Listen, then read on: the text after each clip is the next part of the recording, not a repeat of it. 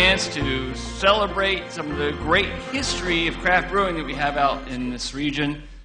Got a small and intimate audience, so I know that these guys won't hold back, and the fur, you know, some of the stories will fly, let's say.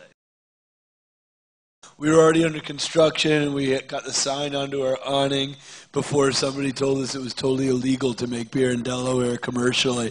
So, you know it's illegal, right? Oh, and so we had to drive up to Dover and quickly write bills to make it legal to brew in Dover. We skipped that little step, but we got it done. We got it done.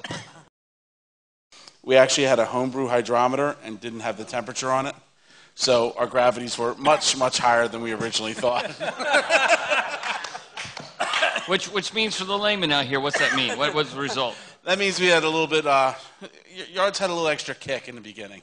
It was about 7% rather than 5 3/4. When Ron and I first found our location for our brewery, it was a great industrial site. It was perfectly set up for brewing beer. It was a little bit off the beaten track, and it had been abandoned for 6 years. So my dad, who understands facilities and all that such stuff, was our advisor on this, because it takes a family team effort to build a treehouse. He and my mom came out to take a look at it, and my mom would not get out of the car. She sat in the car and she cried when she looked at Victory Brewing Company, because she was like, this is where my son just totally f***s it all up. We spent 2 years just trying to put the whole project together and raise the money, and then it was kind of, we were basing everything at the time, all the industry was going 50% a year, so we're like, okay, that's pretty easy, 50% each year, this is really sweet. And like I said, we opened when, the thing kind of hit the wall, so it was, having your house and everything, what's the old saying, I slept like a baby, I woke up every 2 hours crying, and that lasted about the first 2 years.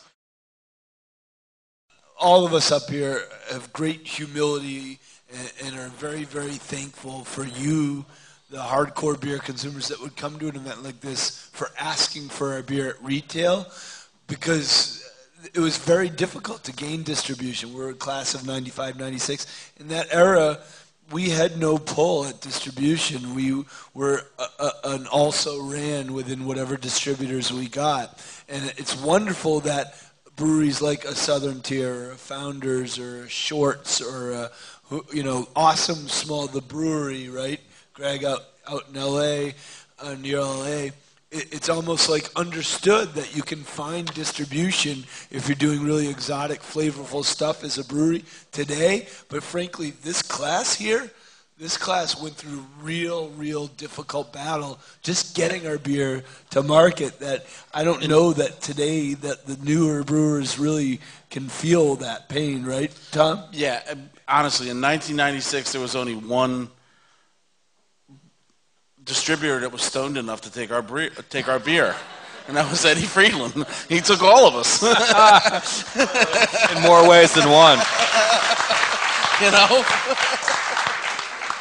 I mean, yeah, we were not getting a sit down with Penn or a Riglio at that point. I mean, we were going with the guy who was doing local craft beer, and it got our foot in the door in all the places we needed to be at that time. And then the growth of the micro industry kind of brought us to the point where we were actually a viable breweries for these distributors to look at.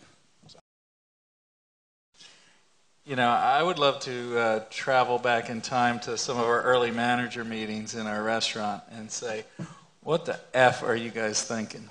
Because we were patting ourselves on the back going, oh, we're so good, we're great. And the stuff we did, the way we managed the restaurant back then, we would have fired ourselves today. Fired yourselves.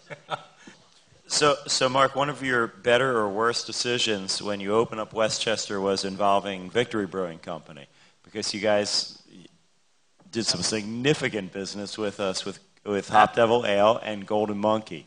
How did the Golden Monkey work out for you there? It didn't work out so well. And how is that?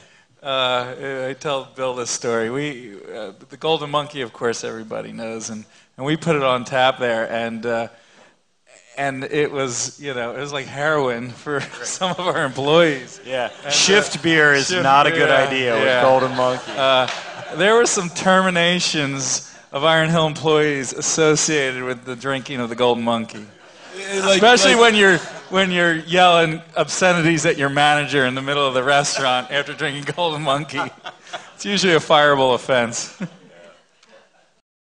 We only got an HR director maybe like 4 or 5 years ago, and she always chuckles when she hears for our entire first 12 months in business, our entire HR policy, we had one rule, which was no drug deals on the clock.